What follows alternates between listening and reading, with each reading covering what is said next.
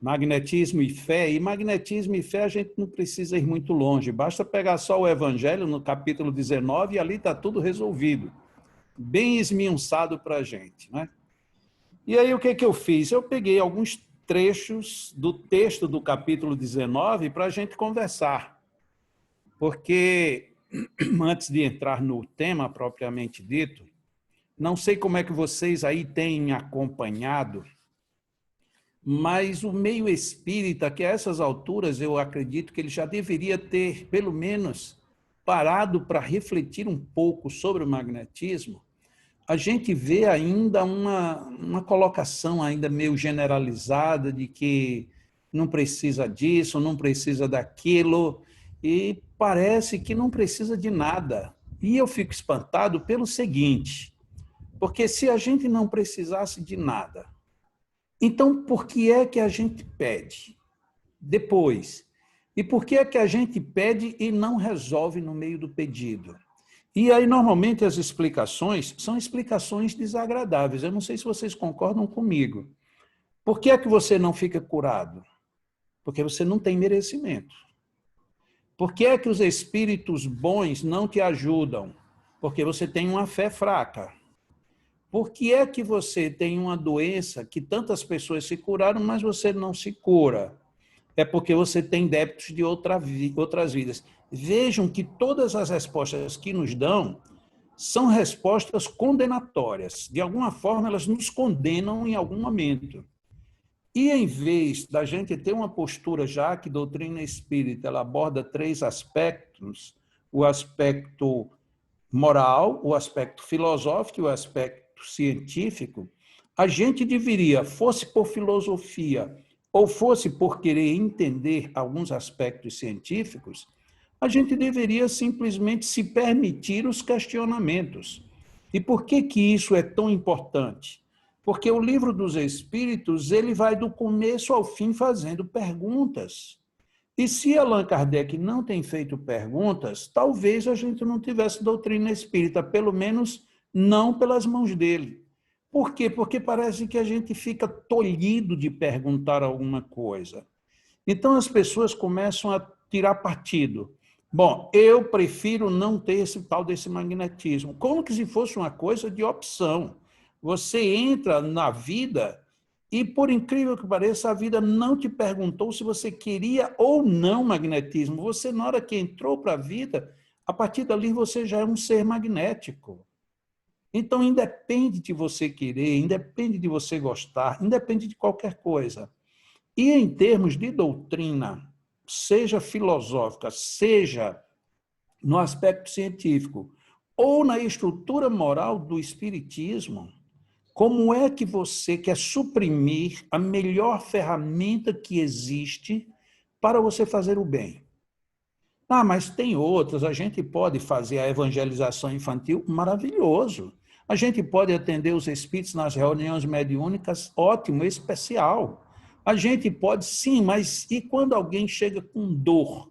Alguém chega com uma enfermidade, uma patologia difícil que a medicina já desenganou e que o Estado, mesmo que seja assim, eu estou com um câncer totalmente avançado, não tem mais como regredir, eu queria pelo menos não sentir tantas dores. Aí chega alguém para a gente e diz assim, tenha paciência, meu irmão, essas são as dores da sua regeneração. Ah, mas que conversa, isso é muito bonito para quem está dizendo, mas para quem está sofrendo, isto é muito ruim, é muito desgastante. Então, a doutrina espírita, quando Allan Kardec fez a fusão, porque foi isso que ele fez, a fusão do magnetismo com o espiritismo, ele deixou tudo isso em nossas mãos.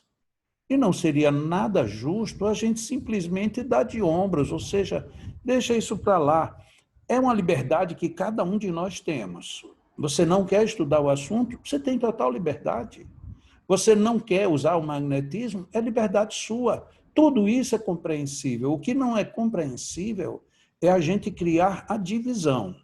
Bom, isso não, na minha casa espírita não, na minha cabeça não entra, mas não entra porque você já estudou, disse, não, não tenho paciência para isso. Ou seja, então não é que não entre, você que está fechando a porta, o que é totalmente diferente.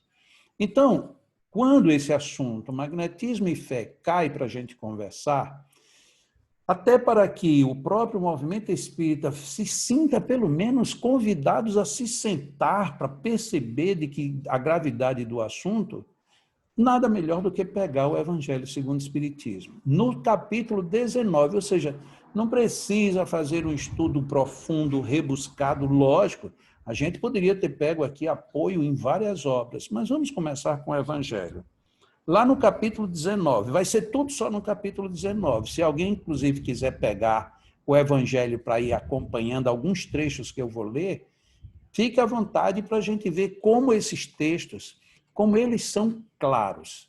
E o melhor disto é porque estão no livro que é mais lido de todos os livros espíritas. De todos os livros espíritas que existem, o que é mais lido é o Evangelho segundo o Espiritismo. Portanto, ninguém pode alegar desconhecimento, ou não, é porque eu não gosto desse aspecto técnico, isso aí é muito complexo. Não, está no Evangelho. E está no Evangelho falando sobre fé. Então, vamos lá. No item 3, vou repetir, capítulo 19 do Evangelho segundo o Espiritismo. Item 3.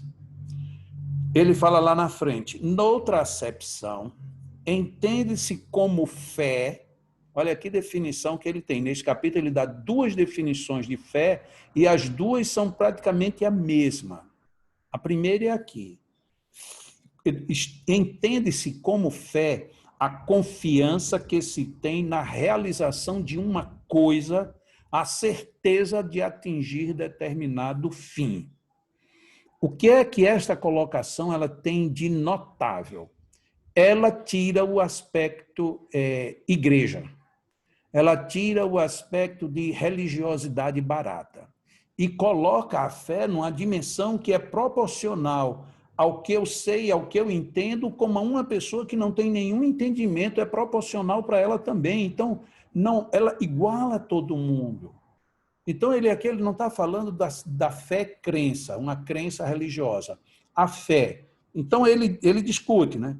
Essa fé dá uma espécie de lucidez que permite se veja em pensamento a meta que se quer alcançar e os meios de chegar lá, de sorte que aquele que a possui caminha, por assim dizer, com absoluta segurança. Num como noutro caso, pode ela dar a que se executem grandes coisas. O que isso chama muito a atenção? A mim, pelo menos.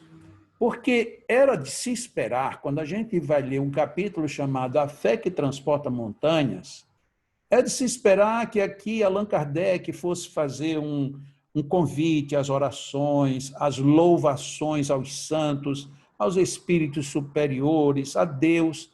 Ele traduz tudo de uma forma muito própria para o ser humano. Então, a fé é essa disposição que a gente tem e que faz com que a gente veja com lucidez o caminho por onde a gente anda. E esse caminho com lucidez, ele subentende de que você não tem medo mais de ir por ele. E por que você não tem medo? Porque está claro. Então, é óbvio. Isso tudo, se você tem essa fé, com ela você pode executar grandes coisas. E um outro ponto aí, grandes coisas espirituais, grandes coisas materiais, grandes coisas. Ficou em aberto.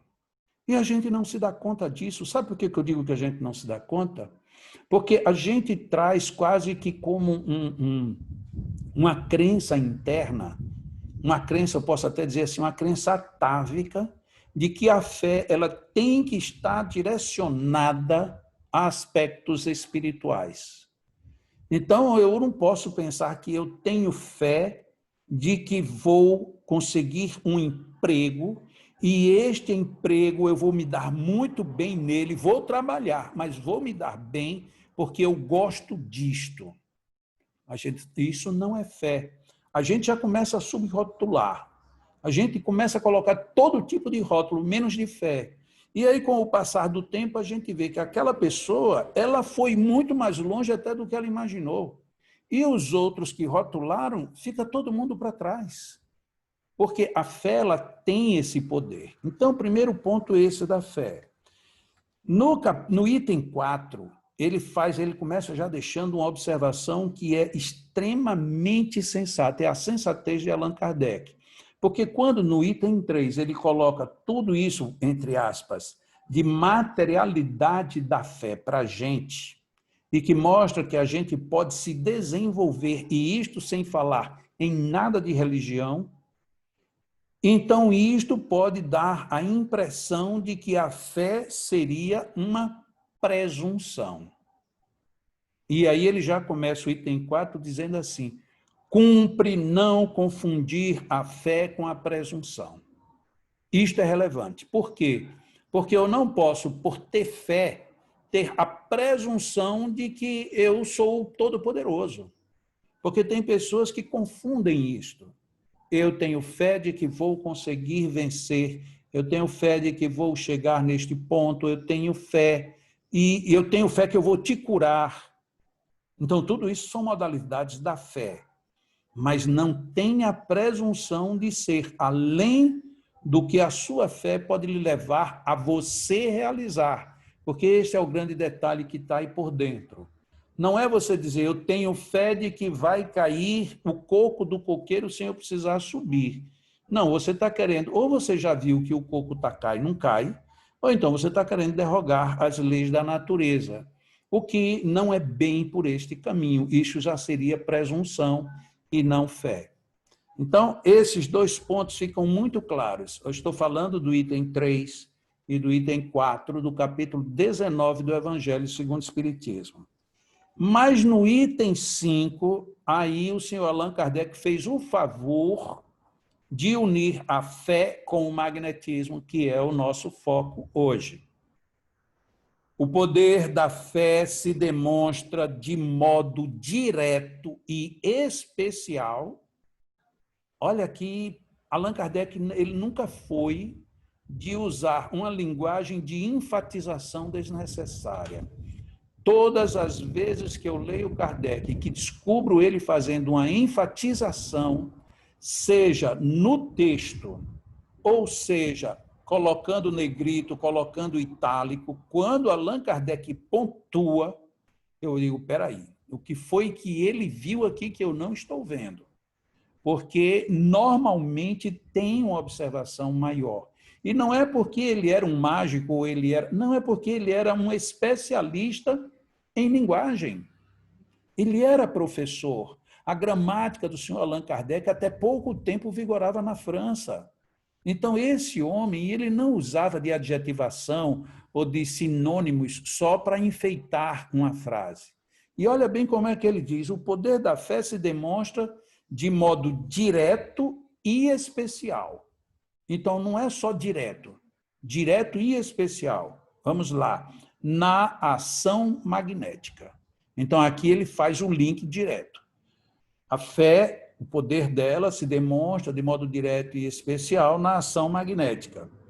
Por seu intermédio, o homem atua sobre o fluido, agente universal, modifica-lhe as qualidades e lhe dá uma impulsão, por assim dizer, irresistível. O que é interessante? Tudo é interessante. Mas ele ter colocado assim, o homem, e não o espírito, o homem, o ser encarnado. O ser encarnado, ele atua no fluido, e esse fluido recebe dele uma impulsão, por assim dizer, irresistível. Nesse momento, a gente tem que parar e refletir na nossa vida. Então, peraí, por que eu não consigo dar esta impulsão? Porque a gente tem dois pressupostos. Ou Allan Kardec falou a verdade, ou ele deu uma bola fora. Das duas, uma. Se ele deu uma bola fora, então está explicado por que às vezes eu não consigo. Mas se ele falou certo, então eu não conseguindo o meu objetivo é porque eu estou falhando em alguma coisa. Então, isto é extremamente relevante que a gente pense em nós mesmos, em nossas ações, em nosso procedimento. E aí, para não ficar dúvida de que ele estava falando de fato de nós, os seres humanos, ele diz assim: daí decorre que aquele que há um grande poder fluídico normal, ou seja, você tem que ter um grande poder fluídico normal. O que é isso? Afinal de contas, é um grande poder ou é normal? Ou então, o que foi que ele quis dizer com isso? Um grande poder fluídico normal. Na minha percepção, ele quis dizer todo aquele que tem um poder fluídico que consegue exteriorizar seu poder fluídico dentro da normalidade disso, ou seja, sem você precisar ser uma figura exuberante, e que com esse fluido, se você junta uma ardente fé, ou seja, você agora vai ter aquela confiança que ele disse lá no item 3, só para lembrar, a confiança que se tem na realização de uma coisa, a certeza de atingir um determinado fim. Lembram? Está lá no item 3. Então, aqui ele está falando agora, aquele que junta uma ardente fé no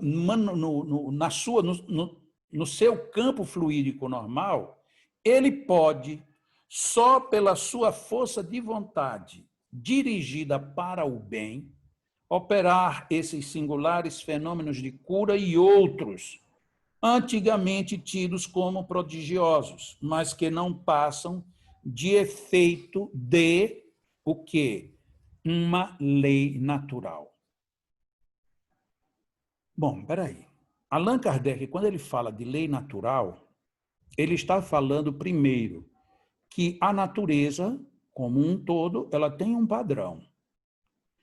Mas se ele está falando aqui o tempo inteiro do ser humano, e ele está falando do poder magnético do ser homem, de interferir no fluido, de ele poder anexar um ardente desejo de fazer o bem ou uma fé ardente, ele consegue realizar os milagres. E aí ele fecha tudo isso dizendo que nada mais é do que uma lei natural. Ora, se isso é uma lei natural, o que nos falta? O que me falta? Eu tenho um fluido. Eu posso não ser a pessoa que tem o maior ou o melhor fluido do mundo, mas eu tenho um poder fluídico normal. Acredito que todos temos. Então, eu tenho um poder fluídico normal. E eu, quando quero curar alguém, estou falando de mim mesmo em primeira pessoa, do singular. Quando eu quero curar alguém, eu não vou de brincadeira. Eu vou cheio de convicção de que eu vou fazer. Por isso é que muitas vezes eu não tenho como aceitar pacientes. Por quê? Porque eu estou totalmente cheio. Porque eu não quero um paciente para eu dizer, venha que eu vou ver o que é que eu posso fazer. Não.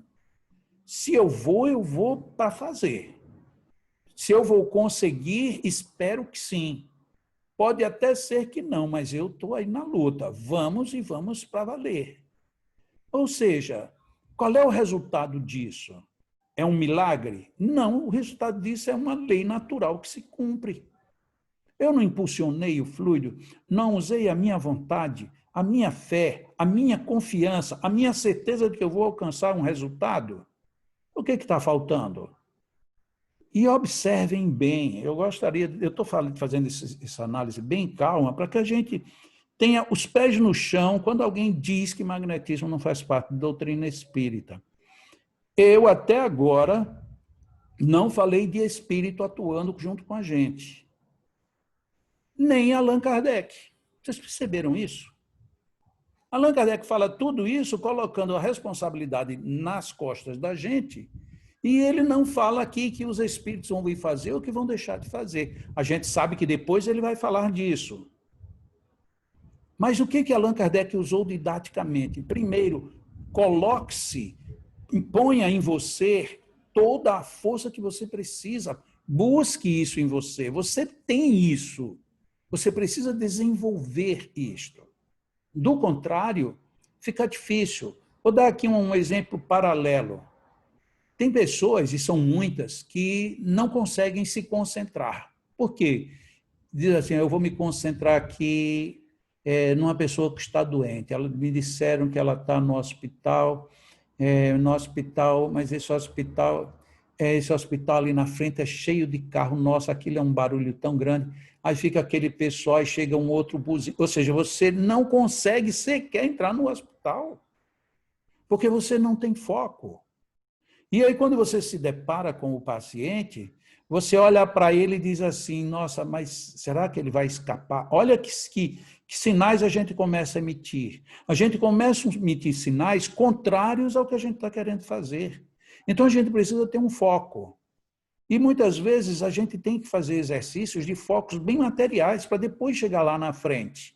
Então, de repente, você não consegue se fixar com o seu paciente numa maca. Então, fica olhando para as suas mãos, mas imagine sua mão sendo uma pessoa deitada nela, pelo menos, porque senão você vai olhar para a sua mão, daqui a pouco você vai dizer, olha, o M da minha mão não é tão bonito quanto o M, e você já foi embora outra vez da sua meditação. Então, nem para isso a gente consegue. Quantas e quantas vezes a gente vai de noite, antes de deitar, vou fazer aqui uma prece, para ver se de noite, quando eu me desdobrar, eu vou ao mundo espiritual superior, porque, olha, eu já estou cansado de ir para esse mundo perdido, porque eu vou dormindo e já estou eu, e aí você já começa a entoar cânticos de desvios outra vez. É preciso que a gente aprenda a ter foco. Isso é da natureza também, isso também é natural. Mas por que a gente tem dificuldade? Porque a gente nunca parou para fazer isso. Porque quem para fazer meditação, quem para fazer esse tipo de exercício, faz isso com a maior tranquilidade. Quem não pensa, quem não faz, quem não treina, quem acha que já sabe tudo, não sai do canto, a gente fica ali repetindo e não sai. Mas vamos lá, ainda tem mais 2 itens aqui que eu quero abordar do Evangelho. Vocês não estão cansados não, né? Eu estou vendo aí que tem gente já deitada um sobre o outro, tinha gente abrindo a boca. Não abram a boca não, porque o Evangelho ele entra pelos ouvidos e pela alma. Ele vai alcançar a gente de todo jeito, né, Laura? Não tem jeito do Evangelho sair. No item 7, Allan Kardec coloca ali, lá na frente, a fé, olha que coisa. A fé necessita de uma base. Se você ler só isso e não ler o restante, a gente fica pensando, que base será essa? Deve ser a base assim da oração, a base da presença espiritual, a base... E a gente começa devagar. Né? A pena que a gente não lê Allan Kardec pensando assim, porque às vezes a gente pensando, a gente descobre cada coisa. Vamos lá, eu vou ler do jeito que está escrito. A fé necessita de uma base que é a inteligência perfeita daquilo em que se deve crer. Lá vem Allan Kardec agora falar de inteligência, quando ele deveria ter falado de oração, de evocação de espíritos. Mas se a gente acompanha direitinho, a gente está vendo que a formulação totalmente didática de Allan Kardec foi de nos colocar de tal maneira que nós não temos como fugir dessa responsabilidade perante a fé. Não temos. A gente foge. Foge porque a gente faz de conta que não entendeu nada, mas é a nossa responsabilidade. Então, a fé precisa de uma base. E que base é essa? É uma base de inteligência. Não é aquela fé abstrata, como ele chama, né? A fé morta.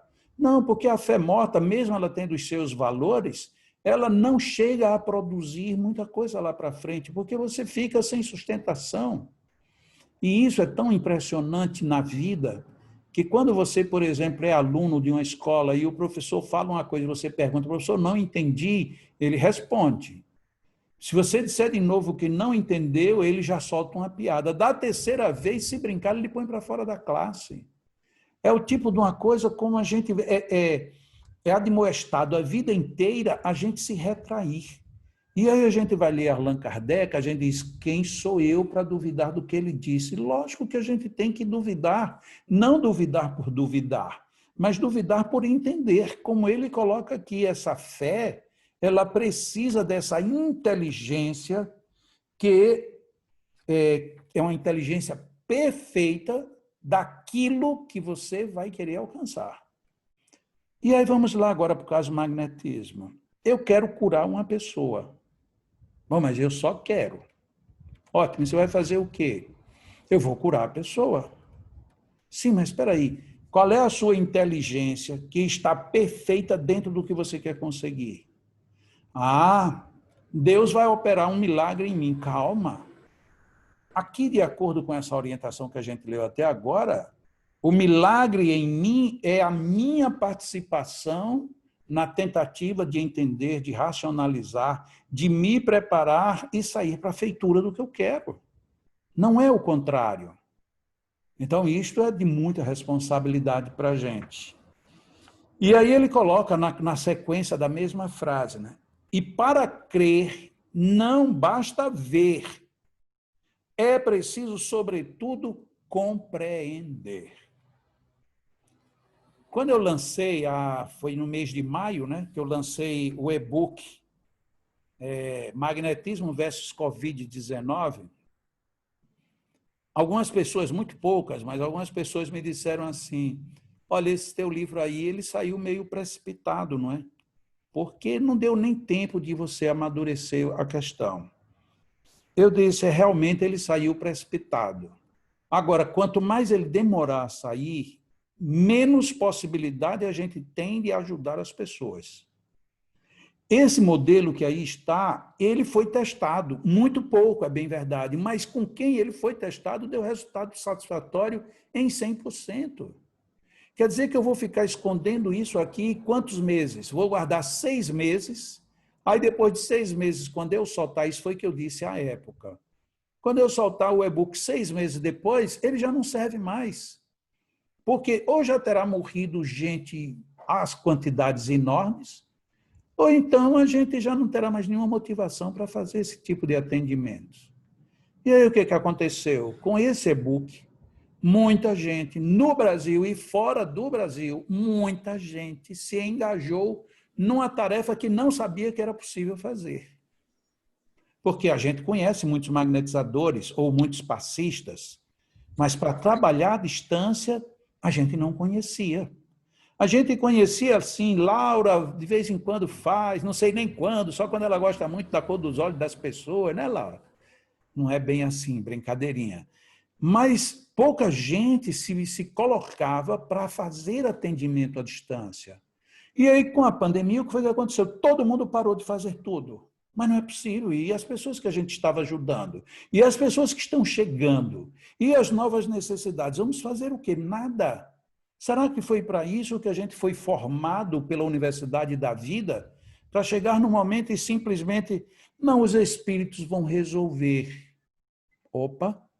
Mas os espíritos não estão esperando que a gente dê uma solução? Eu creio que sim. Então saiu o livro, o e-book. E aí, para que ninguém dissesse absolutamente nada, o e-book saiu gratuitamente para quem quisesse. E quem quisesse tirar cópia, replicar, quanto mais fosse, melhor ainda. Porque o bem iria mais longe.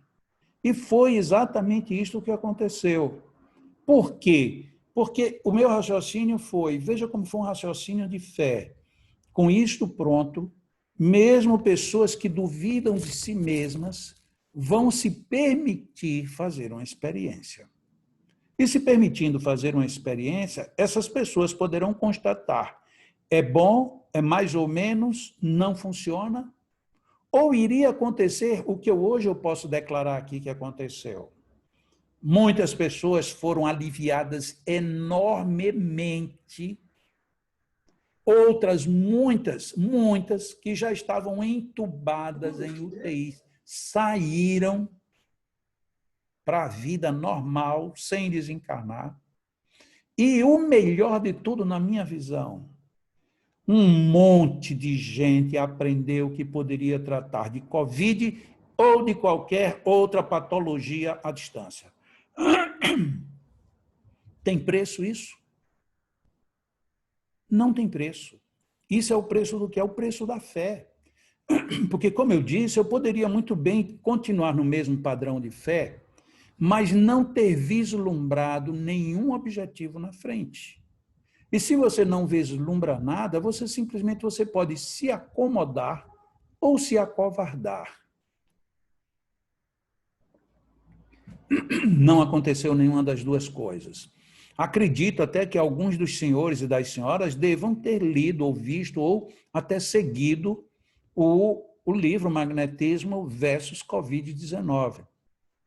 Esta semana mesmo, para ser bem mais preciso, no dia de ontem à noite, eu terminei de fazer um último atendimento de uma colega nossa lá do Leão, uma colega de alto risco, porque ela tem várias comorbidades, tem problema de idade, tem problema de diabetes, tem problema de pressão, tem problemas ósseos, ela tem um bocado de problemas, e problemas complicados. E, de repente, ela me telefona dizendo, Jacob, pelo amor de Deus, eu estou com Covid.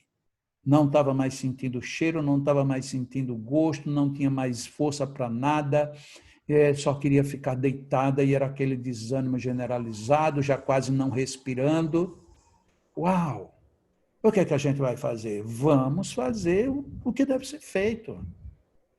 Recebeu alta hoje, porque ontem de noite eu fiz o último passe. Sabem como é que ela está? 100%.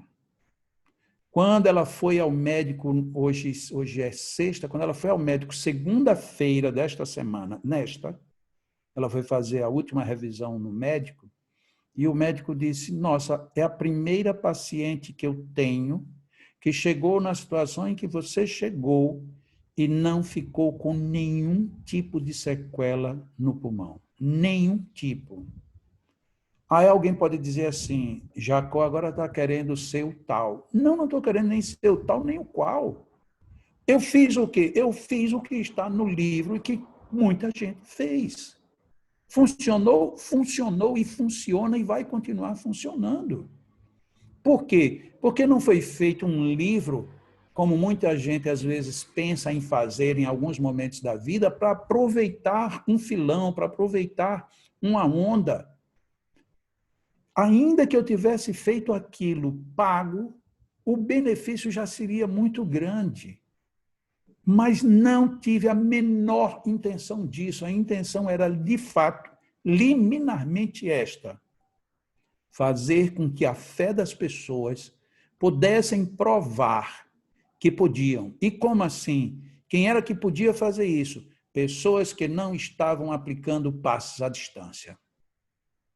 É tanto que a gente teve um depoimento de uma médica que ela não era passista, ela é espírita, mas é espírita por conta da própria ocupação que ela dá muito plantão. Ela disse, olha, Jacó, eu sou espírita de ir de vez em quando ao centro, principalmente quando eu não estou muito bem, aí eu vou lá para ouvir uma palestra e receber um passe, para poder dar uma regulada comigo.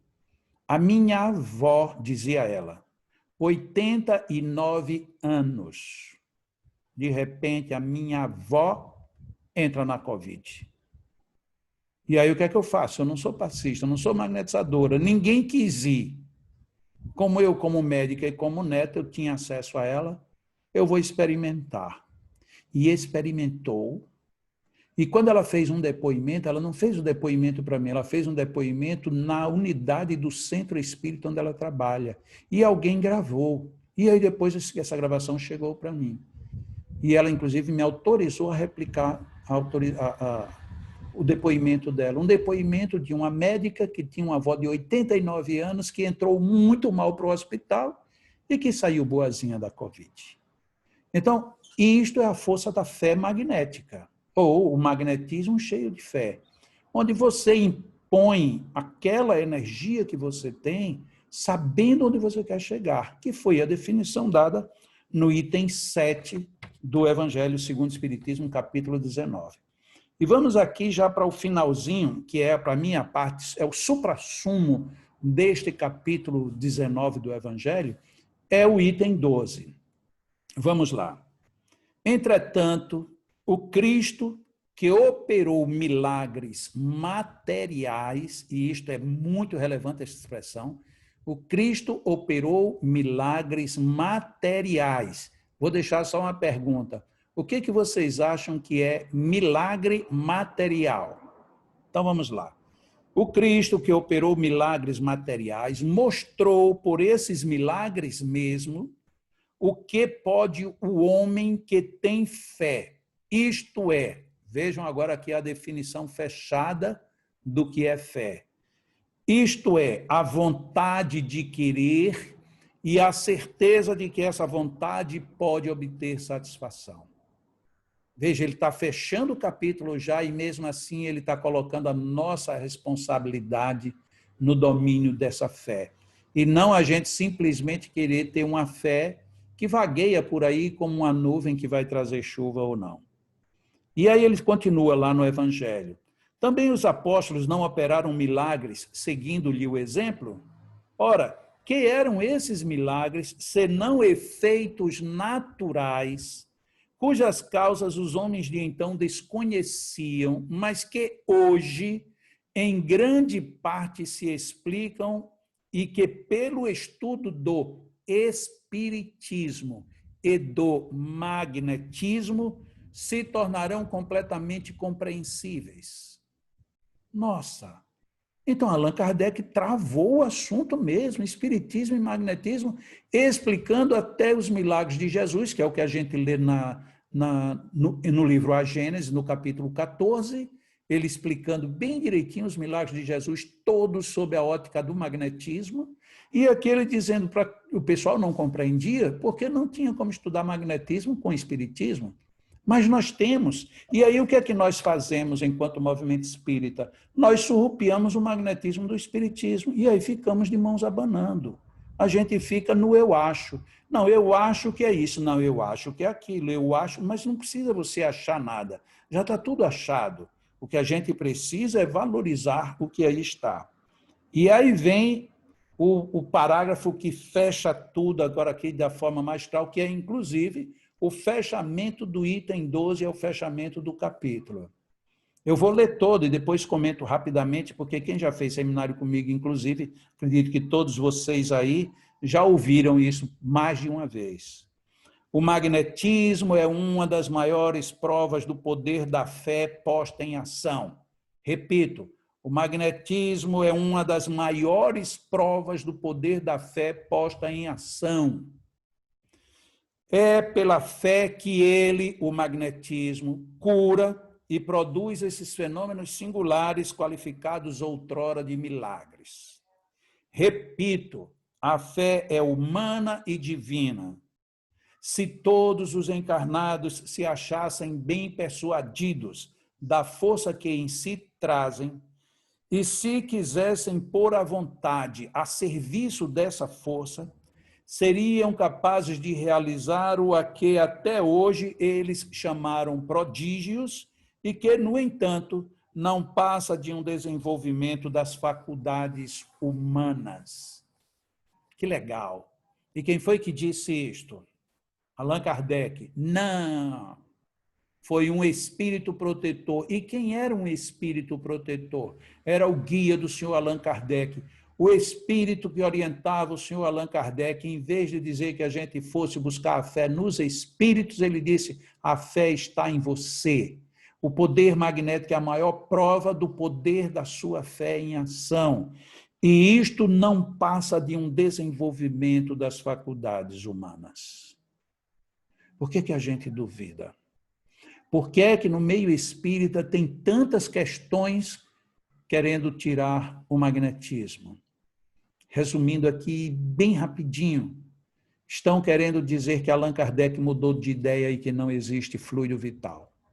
Estão dizendo que o ideal era a gente pegar as obras de Kardec, e isto foi dito num congresso de pesquisadores espíritas, que se pegue a palavra magnetismo e tire dos livros de Allan Kardec, porque a palavra magnetismo pertence à física e não ao espiritismo. Olha que ousadia. Aí agora, mais recentemente, estão dizendo que magnetismo é antidoutrinário, que o máximo que a gente tem que fazer, faça uma prece que os espíritos resolvem o seu problema. Então, os espíritos não resolvem, porque quantos problemas a gente tem e eles não resolvem? E eles não resolvem por quê? Porque a gente está querendo ficar de braços cruzados. Porque se a gente fosse pedir que os espíritos resolvessem as nossas dificuldades, Que tal eu ir fazer uma prova de vestibular amanhã? E aí hoje eu vou lá no Centro Semente de Luz, e aí eu peço um passe aqui, eu estou querendo um passe para quê? Não, não, pode deixar, dê o passe aqui que eu vou bater aqui um papo direto com o mundo espiritual. E aí estou lá pedindo um passe, Fernando vem dar um passe em mim, eu digo, Fernando, capricha aí, porque eu estou fazendo aqui uma sintonia. Aí Fernando pergunta, sintonia com o que? Eu digo, não se preocupe não, que é com os homens lá de cima. Eu digo aos meus irmãos, eu não estudei, não tenho tempo, vocês veem que minha vida é complicada, e eu vou fazer o vestibular amanhã. Então, vocês amanhã dêem um jeito aí de dizer, eu vou olhar assim para a questão, aí eu vou ficar na dúvida, A, B, C ou D, aí vocês falam C, aí eu vou lá e marco, tá bom? Nossa, mas espera aí, isso ajuda?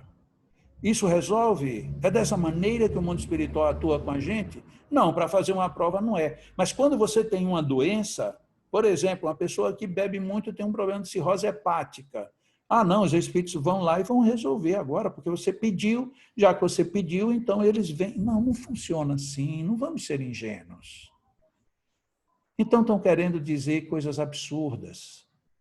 Dizer que fluido vital não existe. Vocês já ouviram isso?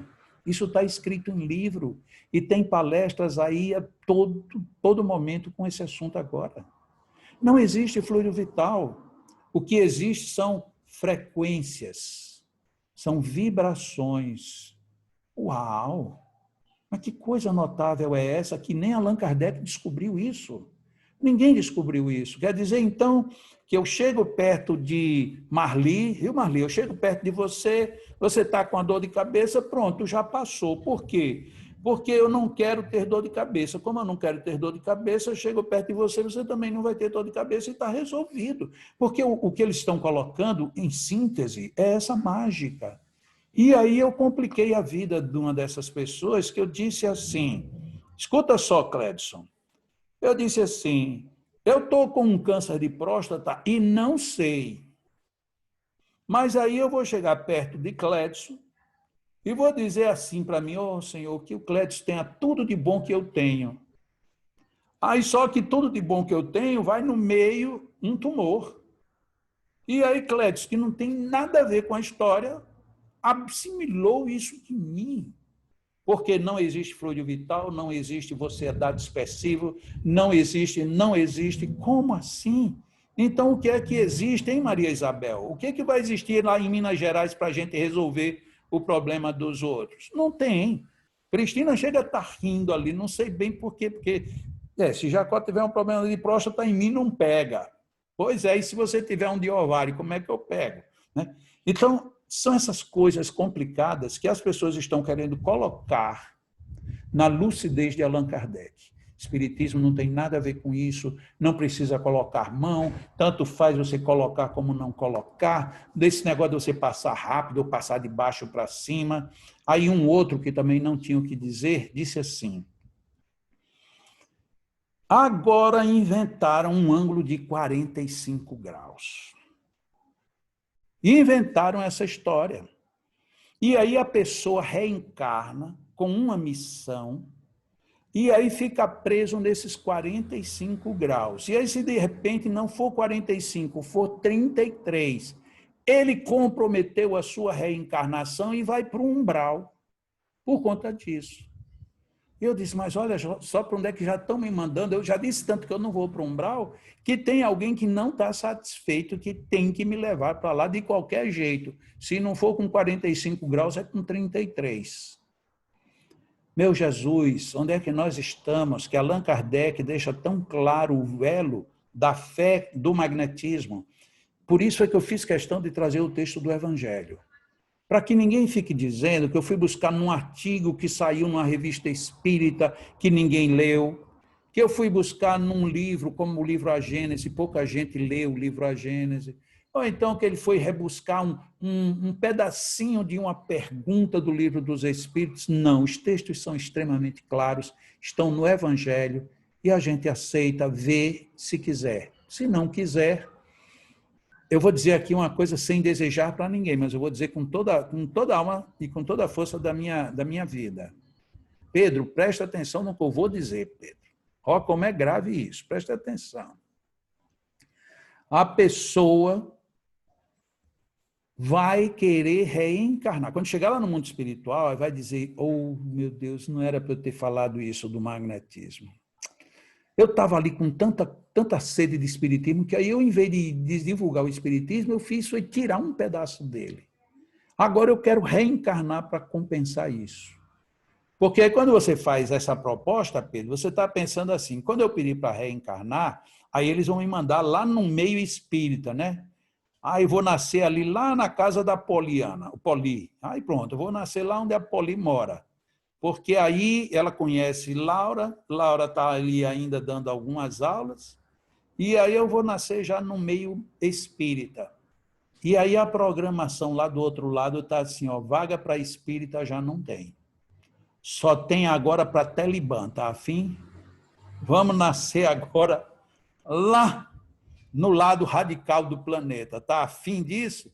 Ó, o Jorge Luiz ali deu uma risada boa, hein? Porque, infelizmente, é o que vai acontecer. A gente tem um grande tesouro nas mãos, magnetismo e espiritismo. Isso é um tesouro que, olha, não tem proporção.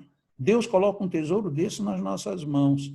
E o que é que nós estamos fazendo, Tânia? A gente tem que aproveitar esse tesouro.